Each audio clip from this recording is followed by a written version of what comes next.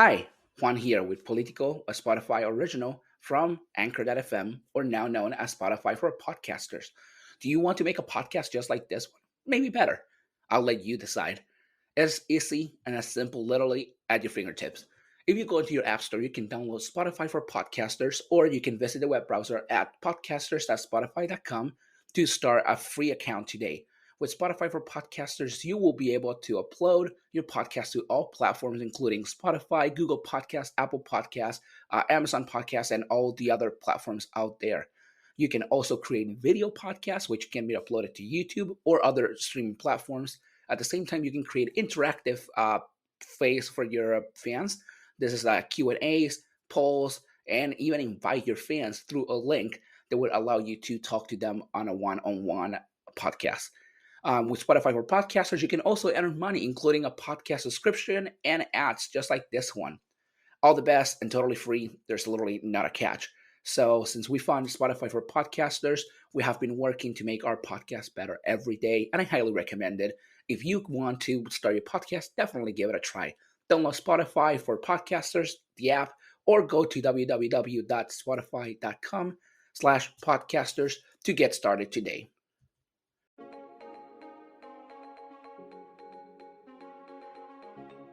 The world of activism, or believe yourself to be a revolutionary communist in the United States, is probably most likely that you have heard the name Robert Bruce Avakian, or to the people around, Bob Avakian. He is the chairman of the Revolutionary Communist Party of the United States, been in the position since 1975, and pretty much this guy is just a cult leader. You know, they have the people that follow him, put his name everywhere, and stuff like that. The guy was back in the 60s a hippie, part of the Peace and Freedom Party, pretty much before becoming this political figure of communism, in the 70s. The guy is 80 years old right now and supposedly still think that he can make it to office while making comments about other politicians' age, like Joe Biden, Donald Trump, Mitch McConnell, and others like that. The guy is just, a revolutionary hypocrite, pretty much. So this cult goes around, with their little revolutionary communist shirts everywhere and banners, trying to make it every event about themselves, including, Black Lives Matter, women's rights, abortion rights, everything that they could and they will make it about themselves and try to bring Bob Avakian to it.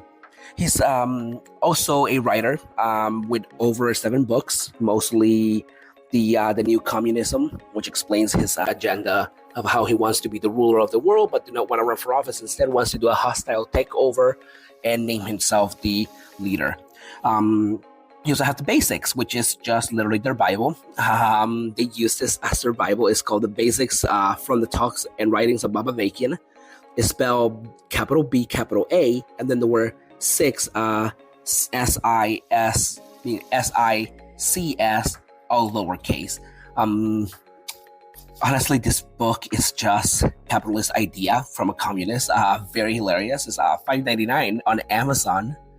And his other one, which was written in 2016, which is pretty much explaining his little bullshit crusade, it's $7.85 on Amazon, and these are pretty much only available on ebooks. Also, you cannot find them on hard copies.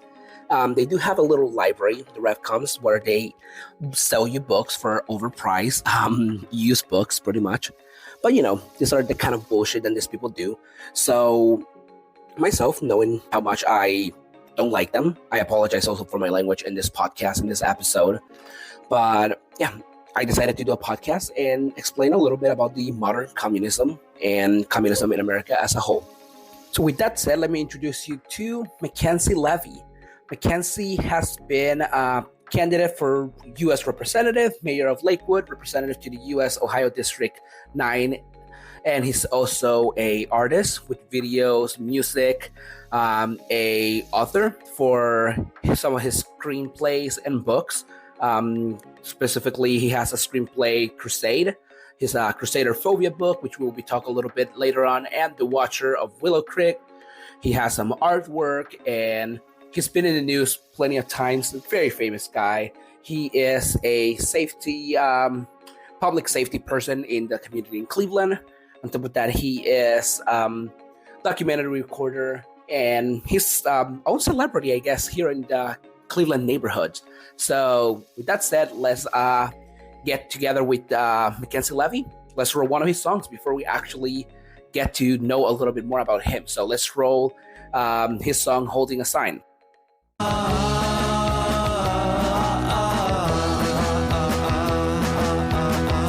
After the day you come back from town, you walk back by and up into the clouds. I'm holding my sign. You're carrying wine. It pours from the sky. It's raining fire. It's raining fire. It's raining fire.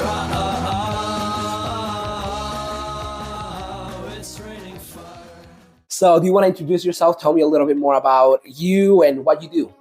Thanks a lot. The alt-night's kind of my negative persona that I'm called around here. They also call me the Bass Crusader. My fans do, or I got some other names. But yeah, Mckenzie Levi, most well known for doing public safety at the Cleveland protests, dressed in my Crusader gear.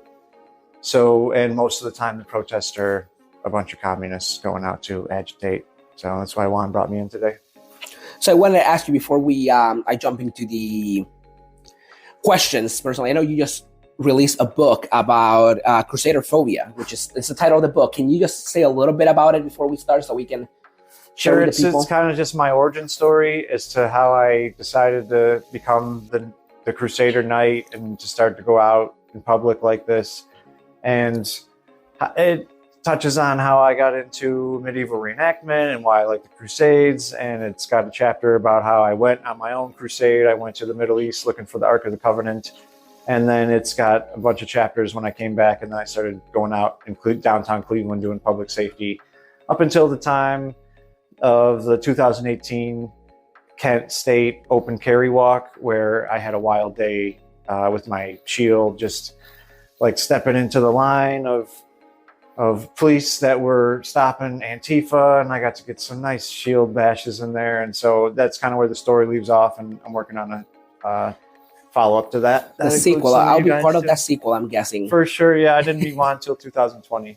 I came to Cleveland actually right, I think like 3 or 4 months before that walk happened, so I never made it to it because I wasn't like too big. It was awesome. So I wanted to ask also, since we're gonna talk a lot about him in this, have you ever met Bob Avakian? No, he's a mystical legend as far as I knew. Sometimes I thought he was dead when I first heard of him, that he was like somebody from the past, and I found out that he was still just this decrepit old man that's just barking orders out. Yeah, that's I don't even know where he lives. I don't even know what city he's in or anything. You know, actually, that's something I'm curious about. That I might have to research that a little on, or maybe ask them. I don't know, the RFO people or the RevComs might know. They, as of right now, they still refuse to do a podcast with me, so because they say that I'm too against them. So, communism. We hear the term, we pretty much think of the worst people. You know, Fidel Castro, Lenin, Che, who supposedly every college student's hero, and then they learned that he was also as worse as the others. The USSR, Stalin, and all these guys who are like close or worse than Hitler, pretty much. Got any good ones? No, there's no good. As of right now, there's no good communists out there. But what do you think Americans here feel that like they hear communism and it's just a fear into them, like the word, just by hearing it, people get like fearful of it? Well, the people that came to America in the beginning and like suffered to get here, they are freedom-loving people, and communism is kind of the anti-freedom. I mean, you have a small group of people that controls everything that you do. They control what you eat. They control your food. They'll take your seeds away.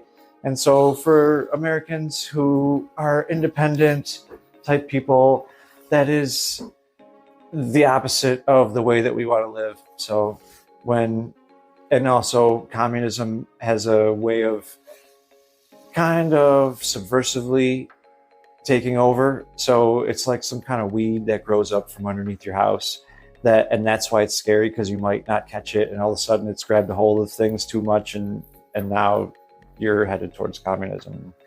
That's what we don't want. It's what we don't want for our kids, and that's why we started America in the first place, was to get away from the people that were controlling things over there. Yeah. So communism, I did some research on this. It has been known to be as far as like the 5th century BC.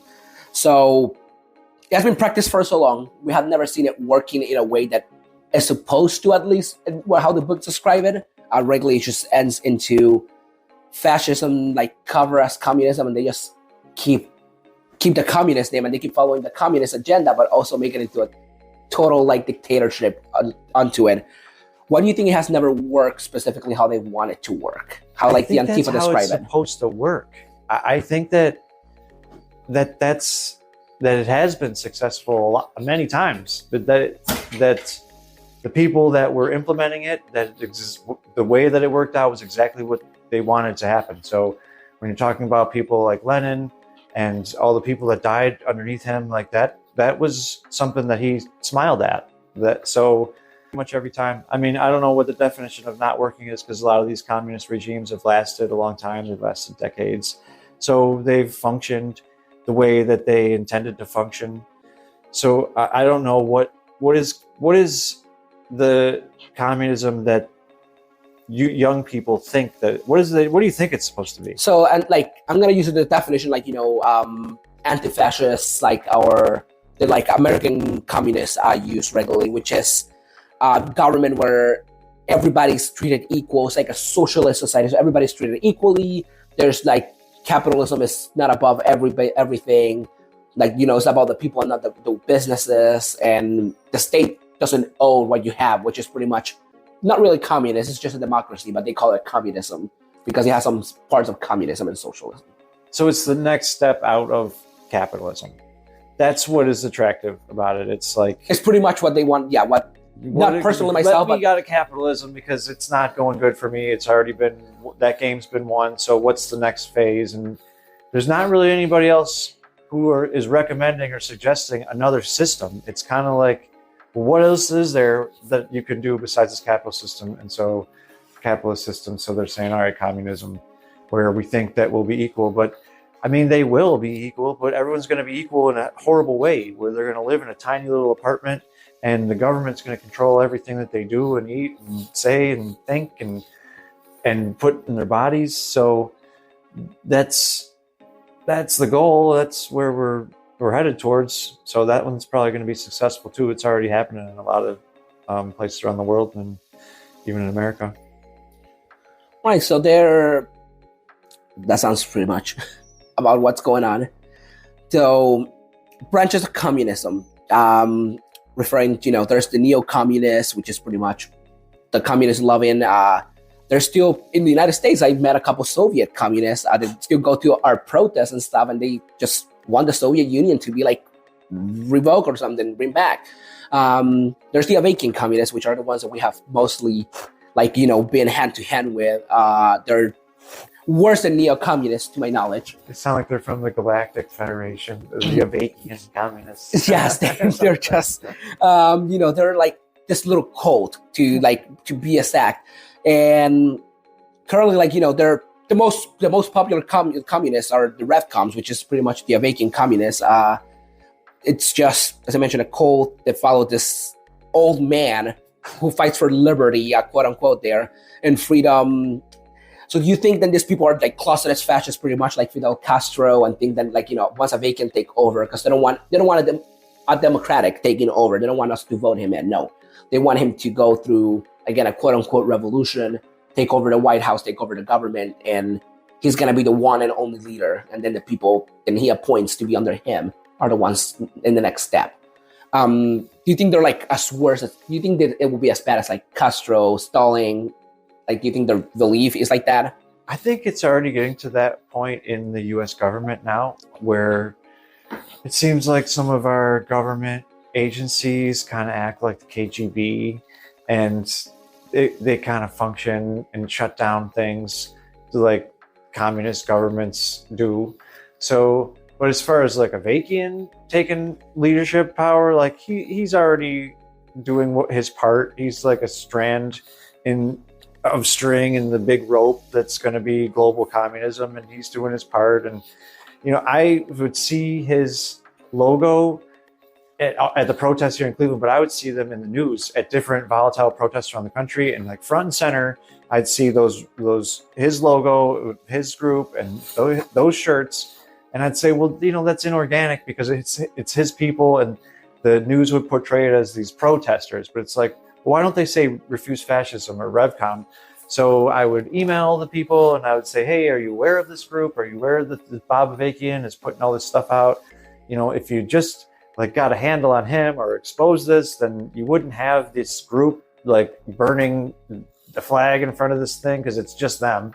So, but no one ever wanted to pick up the story or talk about them. It's kind of like they are given this kind of little cloak, even though it's like, who cares about Bob Avakian's little like protest group? But they, like him, are this strand of rope in this big coil that is going to wrap around our necks of global communism.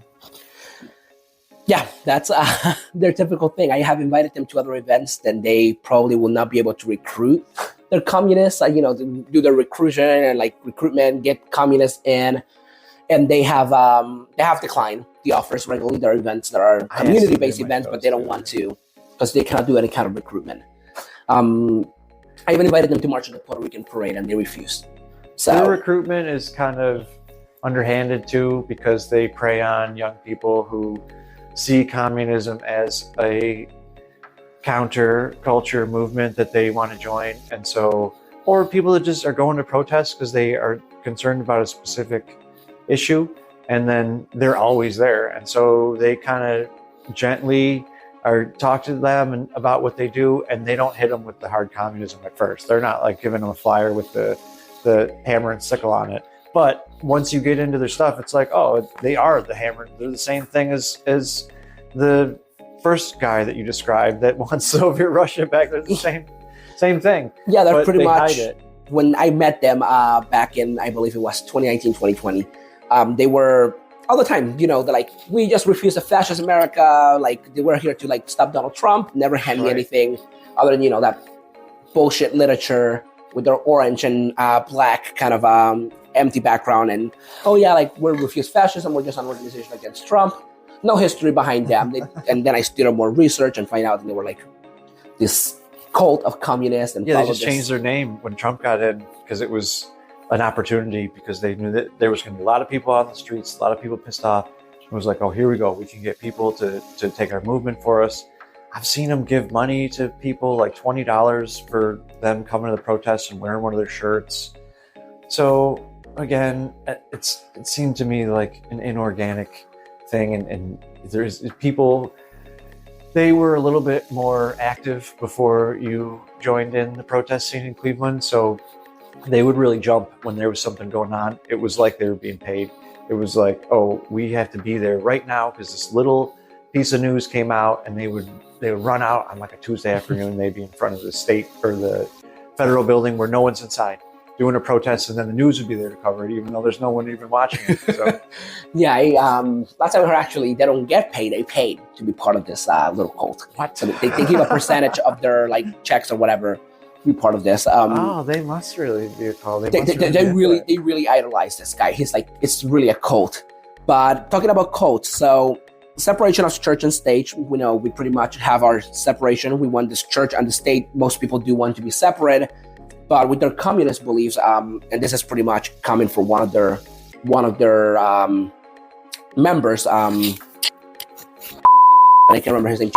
Actually, he mentioned to me one time that all religious practices in public and freedom, will be banned under Avakian's communism, and religious people, for example, Christians, Catholics that are more, close into their religion, they will be prosecuted, and sometimes even like he wants religious camps because this is what Avakian believes in. Do you think this is like one of the reasons why you personally like fight against this communist like group? One of the many reasons you do fight against them. How do you think this specific card fit in? Yeah, I think that we're natural enemies because communism is anti-God. Some of the leaders of communism were tied to Darwinism, And so communist leaders view people as animals that are evolving through battle and through hardship, and that's what they do to us, and that's what they do to their societies, and that's going to like create these new humans, I guess. So, but they still view us as animals. They don't view us as being a creator. They view us as being evolved, like Darwin says. So, but coming from a creationist perspective, you know, I'm the exact opposite of that. I believe that God created us, and if I'm strong in my beliefs, then why would I want separation of church and state? Because it is, for me, my religion is the way I live my life and where I get my moral code from. So that is connected to how I want to be governed and how I want to set up the laws of the land, which is the same way for people who are in communism and atheists, because even though they're saying they want it separated, like they're still saying they want it separated, but that is separated because they don't like God. And so they're getting their way, they're getting their anti-God way by saying they don't want it in there. So it's not, that's what, I guess, like I said, makes us natural enemies. All right, so natural enemies there, I guess. Complicated relationship. Going to like the next, like, you know, there's the RevCom's little code of communism. So the American Communist Party, there have been a thing since 1919 in the American system, or, you know, out there, but they never serve a purpose in the two-party system. As we know, you know, America rules with Democrats and Republicans, or regularly whoever, you know, has more power or more money. I think they were being ruled by secret communists and secret communists. So. Okay, do you think the like American Communist Party would ever win, like even a local election? Like we know the Libertarians and Green Partiers have win elections, so we know third parties can make it through like a local election or a state election. They haven't made it to federal, but do you think they would ever win, like even even a city council election if they were into it? I think the Democratic Party is close enough to the American Communist Party. I think if you looked at their ideals, they're probably the same. So I don't think it's needed. I think you could change the name, but I think that older people are still afraid of that word communism. Younger people are not, and they would probably embrace it. So, you know, another 5 years, you could probably see that as taking more of a center role because people are just not going to hide it anymore. But I don't think that there's really a two-party system. I think that all those people that are in those positions are controlled by global communists who are trying to set up their system here, and everything's kind of like a scripted show. As far as we see, I think all those people are just playing their part so they can kind of put the pieces where they have to go in order to get us into this new system that they want us to live in. So I don't really like democracy. I don't really like republicanism, but I don't think that either one of those things are really being practiced here. I think it's more just a secret communism. Right. So with some more freedoms so that we don't actually go to war against these people that are doing this to us. So it can be like, all right, no, it's not that bad here. I can do this, and I can do this, and I can do this until they come and get me. I know you mentioned young people. So in Florida, current governor Ron DeSantis, he signed a law in Florida to teach the focus on anti-communism classes. That's, you know, Florida's very Cuban populated, which by now I'm 100% sure the people that go there should be anti-communist by default because they're coming here for a better life. But so he signed a law for just Florida and teach their middle school through high school students anti-communism, that is evil. Do you think is an extremist move of like capitalist, like democracy, or do you think it's something that we should make into a federal law and teach like everywhere in the nation, like the history of how bad communism has been always?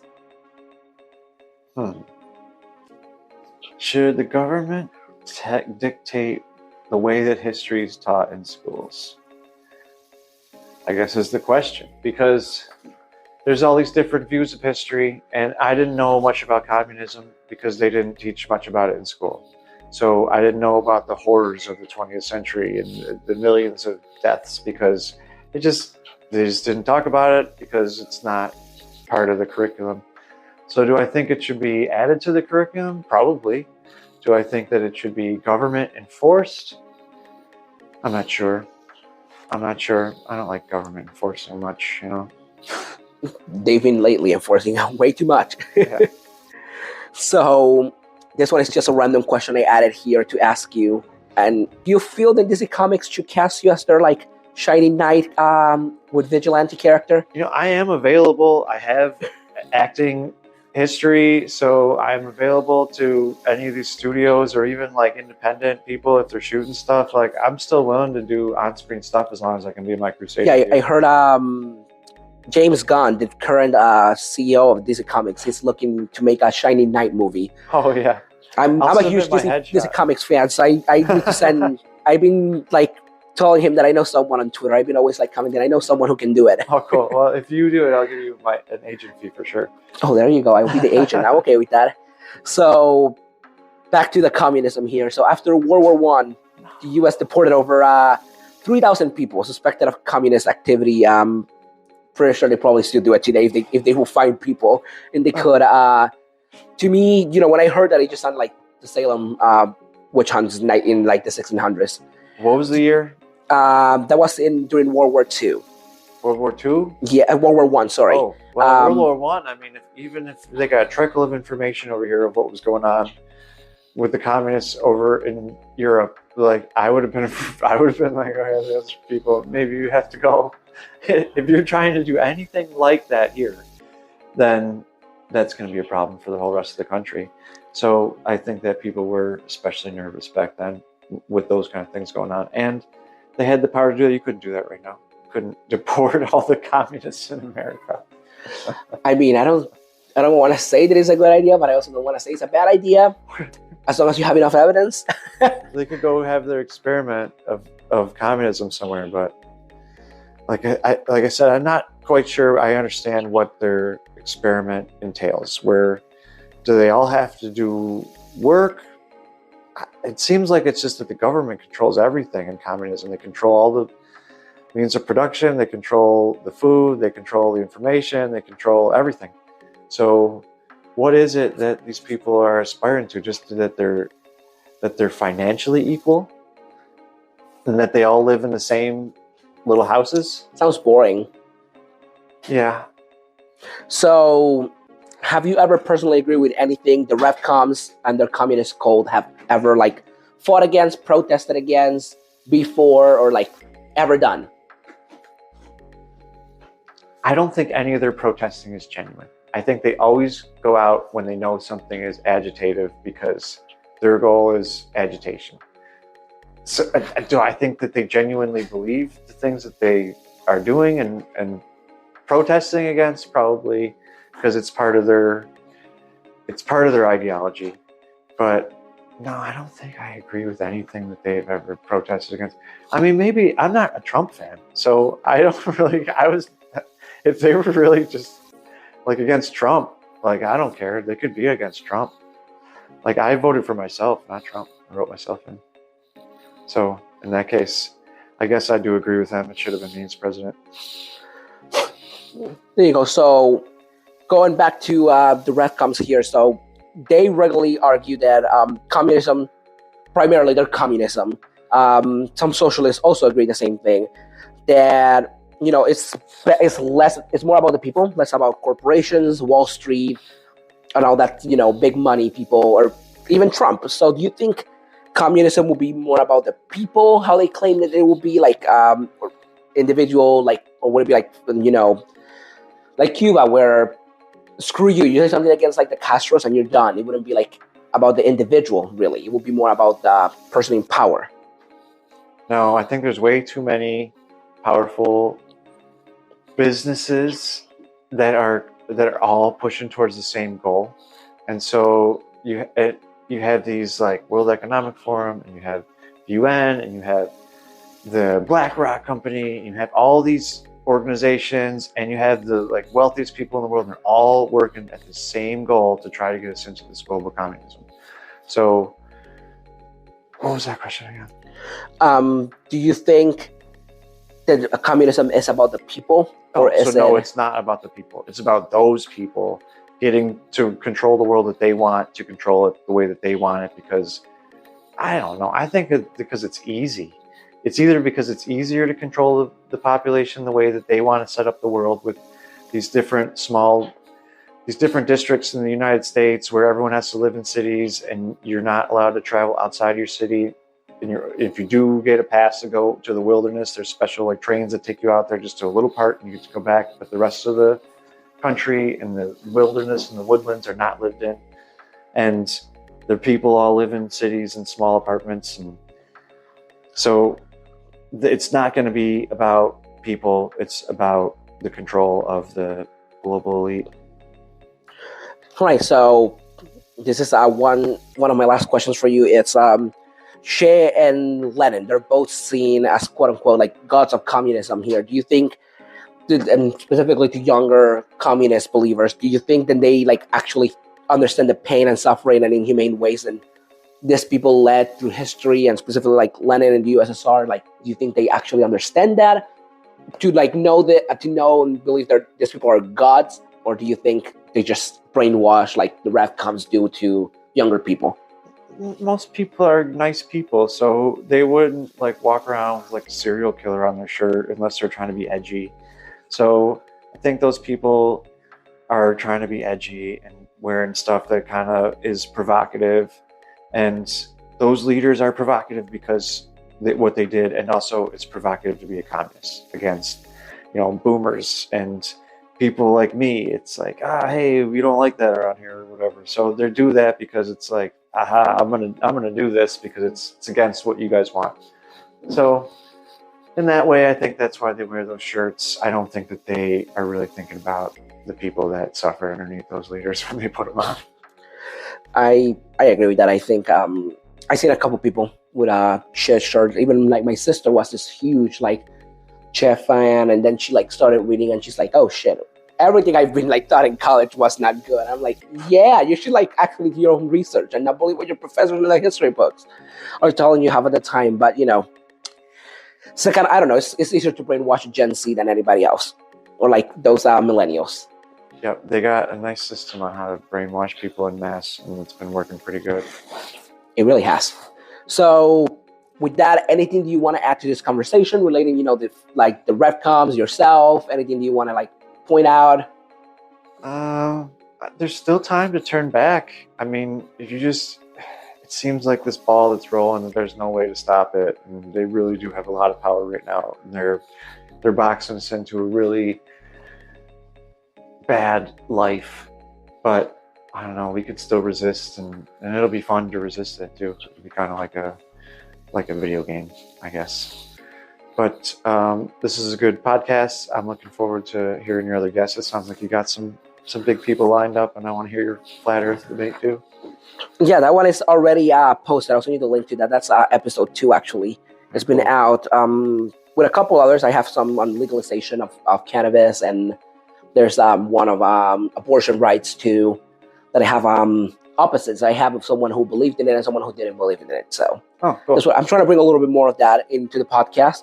So all right, I will link your social medias on the podcast like description so people can follow you and look a little bit more. Yeah, they can check out my books. I've been really active in sword fighting and HEMA and getting out to battles. So I got some like little clip videos of that stuff that I've been doing, and I got some new music coming out. I got a Christmas song that I'll be releasing around Thanksgiving. And then there's something else I've been doing. But yeah, you guys can check out all my stuff on my website, McKenzieLevy.com, or Order the City is my Instagram account. I will link those in the podcast description then. Oh, the other thing is I just wanted to mention, if you ever want to talk about it, I've been going out lately and kind of hitting the dating scene again. And it's been a while, and there's a lot of new pitfalls out there for guys who are trying to meet a nice lady. So if you ever want to talk about that kind of stuff too, I would be happy to let you know how bad it is out there for guys these days. I need to get that. I need to get that on like a specific show itself. That needs to be like a camera show kind of thing. Yeah, we could go out and shoot some stuff. That's definitely something that I'd be willing to get into. All right, cool. Well, this was really fun, so thanks for bringing me in.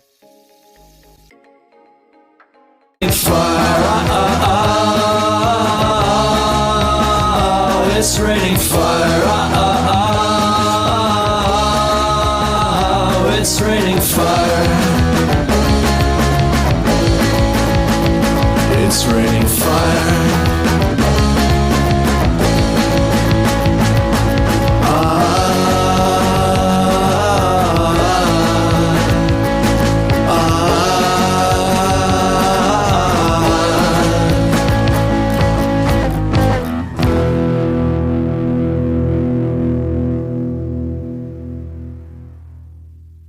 Político with Juan Collado Díaz is a Spotify original from Anchor.fm and Chuck Norris approved. Right, Chuck? Chuck Norris approved.